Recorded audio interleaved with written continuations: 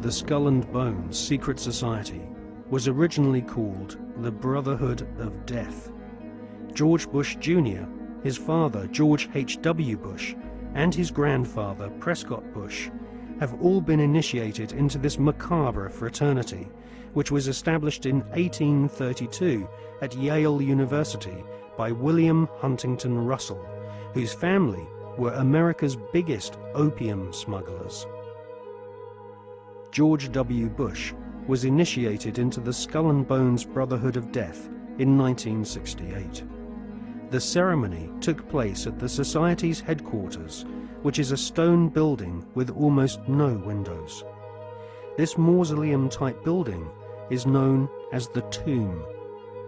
There is a small enclosed courtyard, an internal chamber where initiates lay masturbating inside a coffin, and a museum of artifacts held sacred by the Society's members, which are all called bonesmen, regardless if they are male or female. Many of the artifacts inside the Skull and Bones headquarters have been stolen by its members. To prove their devotion to the Brotherhood of Death, bonesmen have robbed graves, bringing human skulls and skeletons back to their tomb and placing them in glass display cabinets. For nearly 40 years, George W. Bush has been an active member of this most bloodthirsty occult secret society. His allegiance is primarily to his fellow bonesmen, not the American people. In order to prove his devotion to the Skull and Bones, Prescott Bush, grandfather of George W. Bush, savagely desecrated the grave of Apache Indian chief Geronimo. Prescott Bush robbed Geronimo's grave and had Geronimo's skull placed in a display case alongside the order's other treasured possessions, which include silver tableware from Hitler's Eagle's Nest headquarters in Nazi-occupied Austria. Welcome to the satanically inspired secret world of the Skull and Bones Brotherhood of Death. Welcome to the sick world of the Bush family.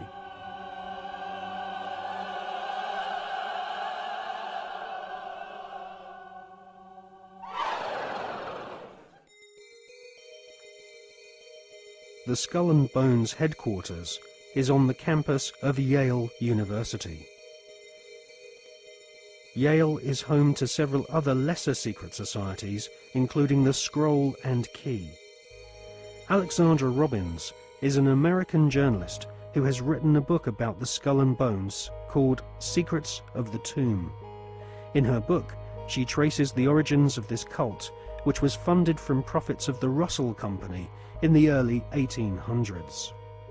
The Russell Trading Company was nothing more than an opium trading empire, which, still to this day, is the corporate arm of the Skull and Bones secret society. William Huntington Russell had travelled in Germany during his student years and was befriended by a disciple of Adam Weishaupt's Bavarian Illuminati.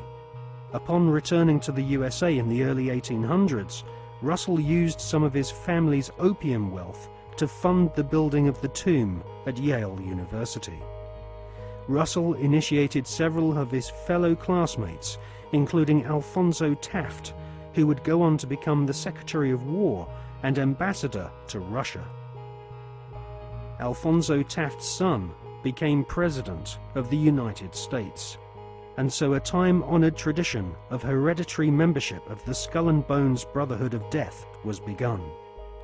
We see this tradition continued to this day, with senior bonesmen encouraging young initiates to marry into each other's families, their sons and daughters following in their parents' footsteps and becoming disciples of this most unholy of orders.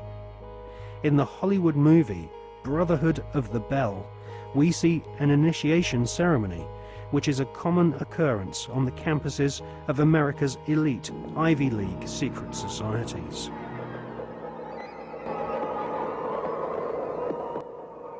Mr. Patterson, Philip Everest Dunning, Mr. Chad Harmon, Mr. Dunning.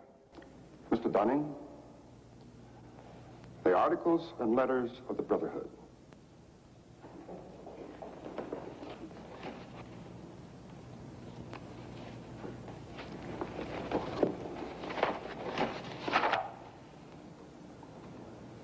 Do you swear that having been entrusted with these articles and letters since midnight this night, that you alone read them and did not communicate their content to any person whatsoever? I so swear. Having so sworn, are you now prepared to go forward? I am prepared.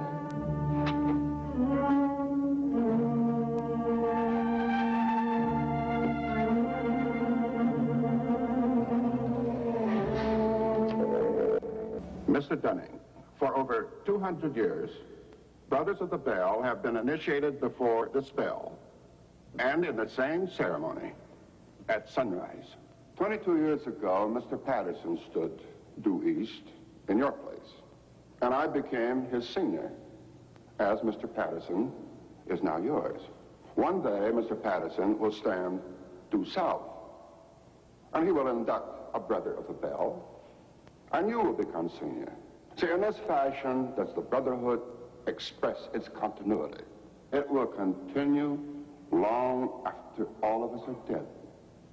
But that continuity depends upon one thing: obedience. Absolute obedience.